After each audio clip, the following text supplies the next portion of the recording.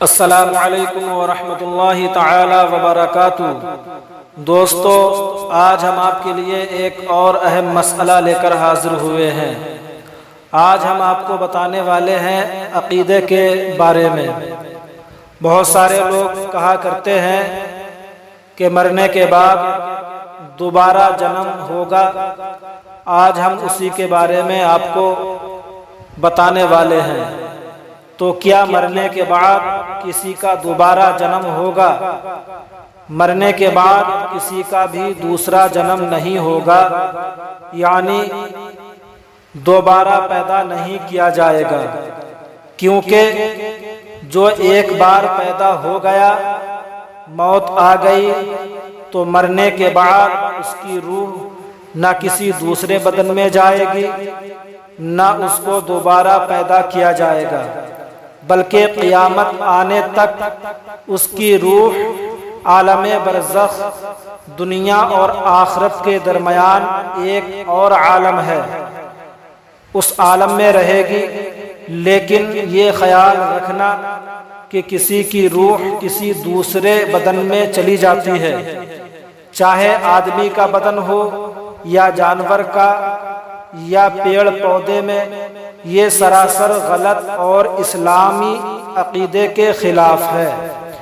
اس کا ماننا کفر ہے۔ اسی کو آہو گون اور تناسخ کہتے ہیں۔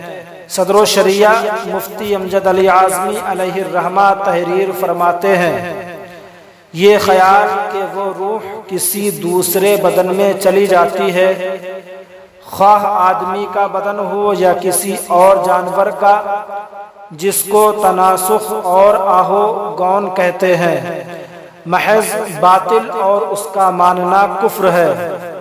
اللہ تعالیٰ کو فدائے محمد یا شہدائے محمد کہنا کیسا ہے؟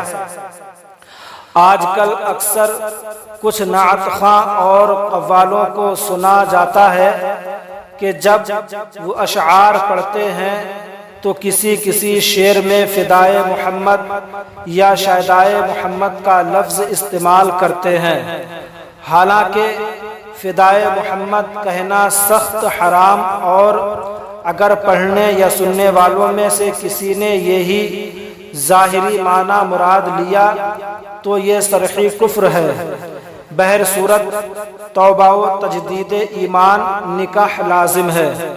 شہدائے محمد کہنا بھی درست نہیں کہ اس میں بھی معنی سوئے کا احتمال ہے۔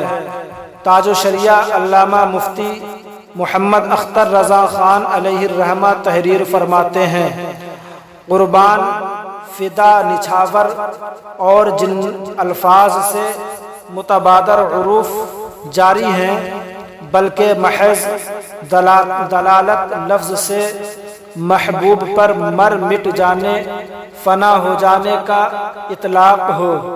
جناب باری تعالیٰ نے حرام حرام اشد حرام، بلکہ اپنے ان معنی ظاہری متبادرہ کی بنا پر کفر میں صریح، اور اگر معاذ اللہ سامعین نے یہی معنی مراد لیا جو اس سے متبادر ہیں تو کفر متعین اور قائل و سامعی دونوں پر توبہ تجدید ایمان، تجدید نکاح، بیوی والوں پر بہرکیف لازم ہے۔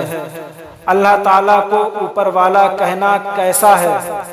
کچھ لوگ جہالت اور کم علمی کی بنیاد پر اللہ تعالیٰ کو اوپر والا کہتے ہیں۔ یہ نہایت ہی غلط جملہ ہے، بلکہ اگر یہ عقیدہ رکھ کر بولیں کہ اللہ تعالیٰ اوپر ہے تو یہ کفر ہے، اس لیے کہ یہاں پر اللہ تعالیٰ کے لیے جہد کا ثبوت ہوتا ہے، حالانکہ وہ جانب جہد اور مکان وغیرہ سے پاک ہے۔ ہاں، اگر کوئی اللہ تعالیٰ کو اس خیال سے اوپر والا کہے کہ وہ سب سے بلند و بالا ہے اور اس کا مرتبہ سب سے اوپر ہے تو یہ کفر نہیں، لیکن پھر بھی اللہ تعالیٰ کے لیے ایسے الفاظ کا استعمال درست نہیں۔ جن سے کفر کا شعبہ ہو اور اللہ تعالیٰ کو اوپر والا کہنا بہرحال منع ہے، جس سے بچنا ضروری ہے۔ صدر الشریعہ مفتی امجد علی اعظمی علیہ الرحمہ تحریر فرماتے ہیں، خدا کے لیے مکان ثابت کرنا کفر ہے کہ وہ مکان سے پاک ہے۔ یہ کہنا کہ اوپر خدا ہے نیچے تم ہو، یہ کلمہ کفر ہے۔ فقیہ ملت مفتی جلال الدین احمد امجدی علیہ الرحمہ تحریر فرماتے ہیں، خدائے تعالیٰ کی ذات کے لیے اوپر والا بولنا کفر ہے کہ اس لفظ سے اس کے جہد کا ثبوت ہوتا ہے اور اس کی ذات جہد سے پاک ہے۔ اگر کوئی شخص یہ جملہ بلندی برتری کے معنی میں استعمال کرے تو قائل پر حکم کفر نہ کریں گے، مگر اس قول کو برا ہی کہیں گے اور قائل کو اس سے روکیں گے۔